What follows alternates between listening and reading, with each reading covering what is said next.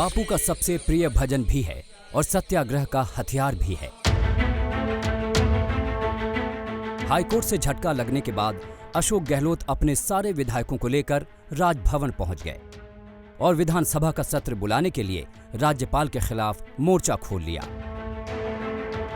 मुझे कहते संकोच नहीं है कि बिना ऊपर के दबाव के वो इस फैसले को रोक नहीं सकते थे, क्योंकि कैबिनेट का फैसला में बाउंड होते हैं राज्यपाल महोदय कि हमें किसी भी रूप में उसको मानना है और असेंबली सेशन बुलाना है।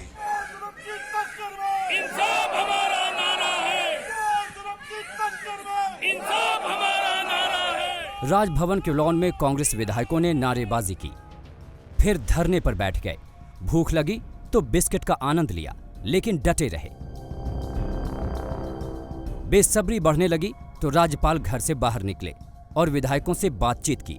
उन्हें भरोसा दिलाया कि मामला कोर्ट में है, लिहाजा कानूनी राय के बाद ही वो विधानसभा सत्र बुलाने का फैसला कर सकते हैं। प्रदेश की जनता इंतजार कर रही है कब फैसला आए, कब हमें शांति मिले। लोगों में बहुत आक्रोश भी है। इतने दिन से कोई होटलों में बैठे हुए हैं, कोई हमारे साथी गए हुए हैं वहाँ पर हरियाणा के अंदर बंधक बनाए हुए हैं। राजभवन में करीब 3 घंटे के सुपर सियासी ड्रामे के बाद कांग्रेस विधायकों का धरना खत्म हुआ और वो होटल लौट गए। लेकिन राज्यपाल ने अपने घर पर चले धरने पर कड़ी आपत्ति जताई और मुख्यमंत्री को चिट्ठी लिख दी। राज्यपाल कलराज मिश्र ने लिखा, आपने विधानसभा बुलाने की अनुशंसा 23 जुलाई को की। अभी मैं कुछ विशेषज्ञों से चर्चा कर पाऊं, उससे पहले ही आपने सार्वजनिक रूप से प्रेस के सामने ये कह दिया कि यदि आज राजभवन का घेराव होता है तो आपकी जिम्मेदारी नहीं है। मेरा आपसे इतना निवेदन है कि आप और आपका गृह मंत्रालय क्या राज्यपाल की रक्षा नहीं कर सकता है?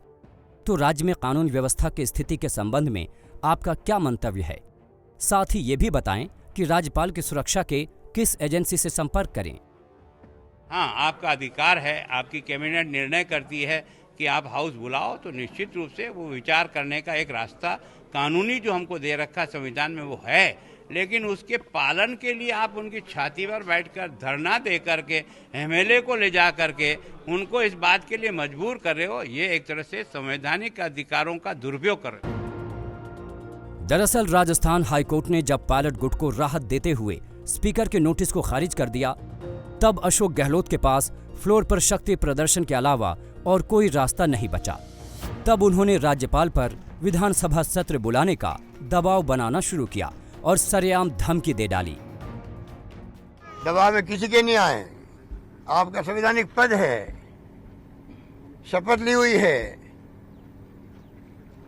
अपनी अंतरात्मा के आधार पर शपथ की जो भावना होती है उसका आधार बना के फैसला करें, वरना फिर हो सकता है कि पूरी प्रदेश की जनता अगर राजभवन को घेरने के लिए आ गई तो हमारी जिम्मेदारी नहीं। इस बीच राजभवन में धरना खत्म करने के बाद सीएम अशोक गहलोत ने कैबिनेट की बैठक बुलाई और देर रात तक विधानसभा सत्र को लेकर माथापच्ची की। उधर कांग्रेस ने ऐलान कर दिया है कि अगर राज्यपाल विधानसभा सत्र नहीं बुलाते तो पार्टी के विधायक फिर राजभवन का रुख करेंगे। वही घोड़े और वही मैदान, लड़ाई जारी रहेगी लोकतंत्र को बचाने की।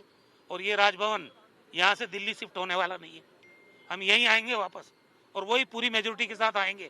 कितने दिन तक बहुमत का आप तिरस्कार करोगे, कितने दिन तक बहुमत को ठुकराओगे? इस बीच पायलट गुट के विधायक भी सामने आए और गहलोत गुट के सारे आरोपों को खारिज किया। कहा, न किसी ने दबाव डाला है और न ही किसी बाउंसर का डर है। कांग्रेस के विधायकों को बीजेपी वालों ने बंधक बना रखा है। मैं ये स्पष्ट करना चाहता हूँ, ना हमें किसी ने बंधक बना रखा है, ना हमारे पास कोई बाउंसर बैठे हैं, ना हम कोई बीमार हैं, ना हम कोई आंसू बहा रहे हैं, ना हम वहाँ आने के लिए तड़प रहे हैं। राजस्थान का सियासी ड्रामा अजब मोड़ पर है। कांग्रेस को सरकार गिरने का डर सता रहा है और बीजेपी अपने पत्ते नहीं खोल रही।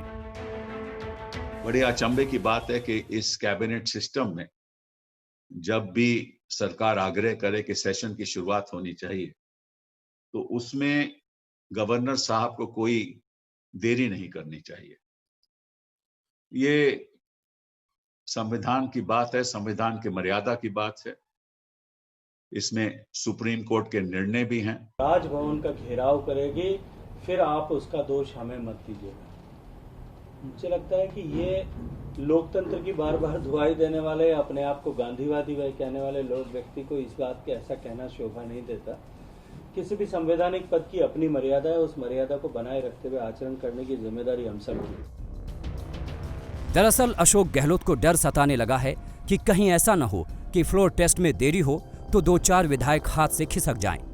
दूसरी ओर होटल में विधायकों के टिके होने से सरकार की छवि भी खराब हो रही है। शायद यही वजह है कि वो विधायकों के होटल में कैद रहते ही सरकार का दम साबित करने के लिए बेताब हो रहे हैं। शरद कुमार, जयपुर,